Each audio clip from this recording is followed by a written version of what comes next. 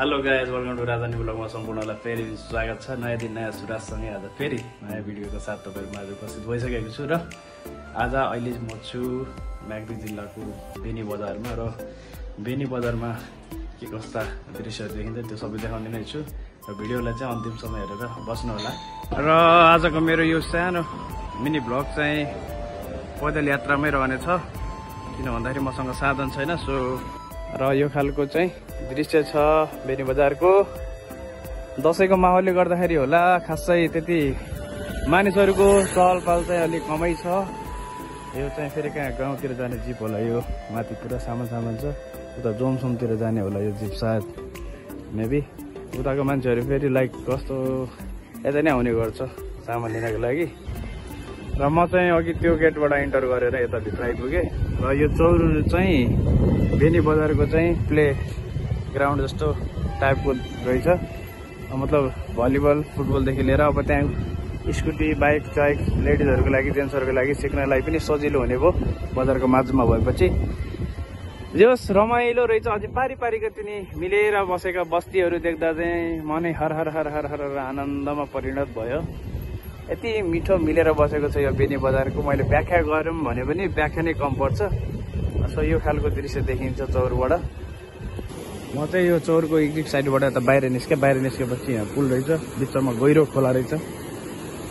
अनि यो फेरि यता यो तरेपछि पारी बाटोमा जाने रहेछ। म त्यति बाटोतिर जान्छु, पारीबाट नै हेर्नेछु।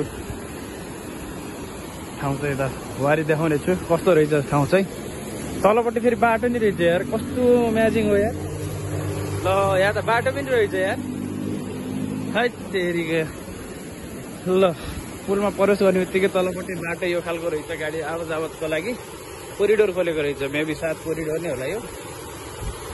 अनि खोलो त बा लाजवाब छ त हो, लाजवाब।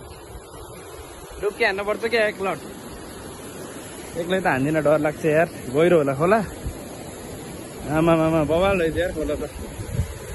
ओ नाइस। पारिपट्टि घरमा आगो लाग्यो क्या यार, पुरै धुवा छ त। ओहो, यहाँ पनि केटाहरूले फेरि माछा नि मार्दो रहेछ, है यहाँनिर। ल साँझ चाहिँ शीतल हुने भयो यसलाई चाहिँ घरमा। म त अघि त्यो एक्जिट पोइन्टबाट म चौरमा आएँ। चौरदेखि फेरि यता पुल चढेर यहाँबाट ठाडो क्लाइम्बिङ गरेर भर्खर यहाँ माथि यो मेन हाइवेमा निस्केँ म। मेन हाइवेमा निस्किँदैछ। उता पनि उताबाट पनि बाटो थियो, त्यो सानो सानो यो गोरेटोको छ नि, त्यो त टाढै धेरै हिँड्नु पर्थ्यो। म चाहिँ धेरै हिँड्नु पर्छ भनेर यहाँबाट ठाडै चढेँ। यहाँबाट बाटो छ अलि, ठाडै चढेर यहाँबाट माथि आयो क्या। र मेरो यात्रा कन्टिन्यू नै रहनेछ। पैदल यात्रा गरिरहेको छु र मेरो फर्स्ट ब्लग नै होला पैदल यात्राको यो बेनी बजारको। क्लाइम्बिङ गरेको देखाउँछु है यहाँबाट।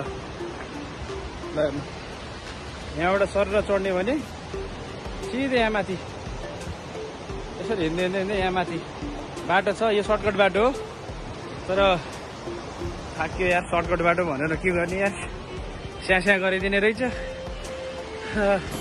अनि अर्को एउटा कुरा के चाहिँ युनिक लाग्यो भन्दाखेरि मलाई यो बेनी बजार आउँदाखेरि, बेनी बजार पोखराबाट आउँदाखेरि चाहिँ दुईवटा बाटो रहेछ क्या। एउटा कोरिडोरको बाटो रहेछ, एउटा चाहिँ उता माथि हिल साइडबाट आउने रहेछ।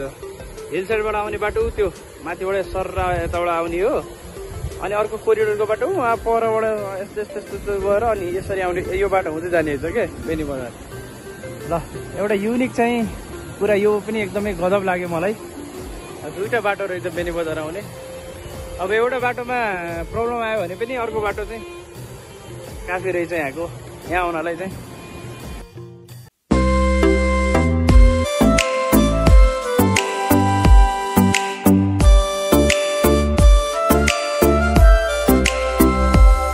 बेनी बजारको यो सुन्दर चौरमा उभिएको छु र मसँग यहाँका नानी बाबुहरू भेटिए। एउटा नानीले चाहिँ मेरो फोटो खिच्दियो। यो नानीले चाहिँ, यो भाइको नाम चाहिँ के हो? जीवन हो। के गर्छौ नि?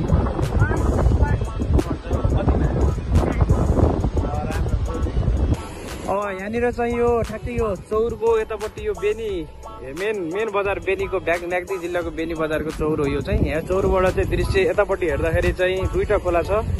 यो खोलाको नाम चाहिँ म्याग्दी खोला हो। यो चाहिँ म्याग्दी खोला भनिँदो रहेछ यहाँबाट चाहिँ। अनि यो खोलाको नाम चाहिँ कालीगण्डकी खोला हो। यसलाई चाहिँ काली खोला भनेर विशेष गरेर यहाँका मान्छेहरूले चिन्ने भनेको काली खोला भनेर चिन्ने गर्छन्। र अर्को एउटा अचम्मको कुरा के छ भन्दाखेरि चाहिँ यो काली खोलाको पारिपट्टिको जुन यो मिलेर बसेको यो बजार छ, यो बजार चाहिँ बागलुङको बेनी भनेर चाहिँ चिनेर रहेछ यो बजारलाई चाहिँ। र यतापट्टि जुन फैलिएर मिलेर बसेको बजार छ खोलाको यतापट्टि, यो चाहिँ फेरि म्याग्दी जिल्लाको बेनी बजार भनेर यसलाई चाहिँ चिनिने रहेछ। ल यो दृश्य चाहिँ अलिकति थोरै कता अलि अजिब जस्तो लाग्दो रहेछ, अनौठो लाग्दो रहेछ। यो चाहिँ पारी बागलुङ जोड्ने पुलमा चाहिँ जाँदैछौँ म्याग्दीबाट। यो एकदमै मिलेर बसेको बजार हो म्याग्दीको यो बेनी बजार। यतापट्टि यो ठ्याक्कै यो तपाईँको सानो गल्लीहरू रहेछ, गल्लीहरूको माझमा सानो पसलहरू मिलेर बसेको यो म्याग्दी बजार, म्याग्दीको बेनी बजार सरी। अनि हामी चाहिँ त्यहाँबाट यता आएपछि यो पारी बागलुङलाई जोड्छ यो बाटोले।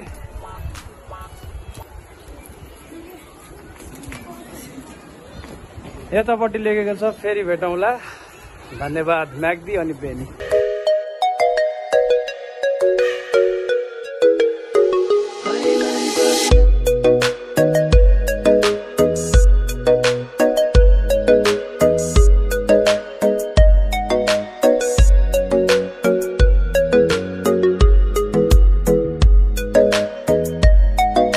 मलाई चाहिँ यो ठाउँको बारेमा खास गरेर जिरो केही पनि थाहा छैन।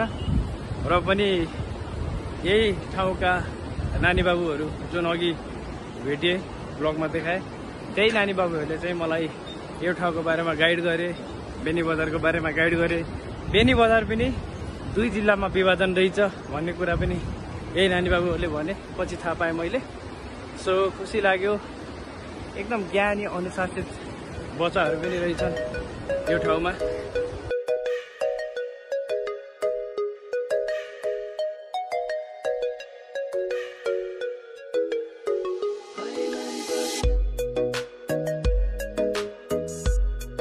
हिँडेर पनि ब्लग बनाउन चाहिँ वाइल्ड गाह्रो नै हुने रहेछ, थकै उस्तै लाग्ने रहेछ। सो आजको यो मिनी ब्लग चाहिँ बेनी बजारको छोटो मिठो तपाईँहरू माझ राख्दै फेरि नयाँ सुरुवातका साथ नयाँ ब्लगका साथ लिएर आउनेछु।